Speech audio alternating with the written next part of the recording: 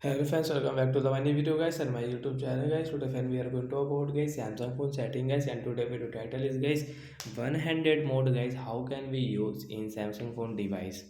Friends, we want to on guys Samsung phone guys one-handed mode setting guys, and after on guys how can you use it? Today friends, I will show you. I will tell you guys.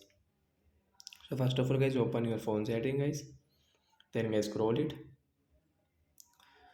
So friends, this advanced setting guys, this advanced feature guys, we will tap here, and guys you can see 100 mode. We will tap here, then guys you can on from here. After guys you can see this icon show how can we use it. So guys, we will do like that guys, press here and do like that. So once your 100 mode will on, and guys you can use it guys, you can see 100 mode setting guys, we can use like that in our Samsung phone device guys. So once you can adjust from here guys, this 100 mode setting guys, down and up, and guys right and left side. So like that guys, we can use guys Samsung phone guys 100 mode settings. So bye bye guys, thanks for watching the video guys.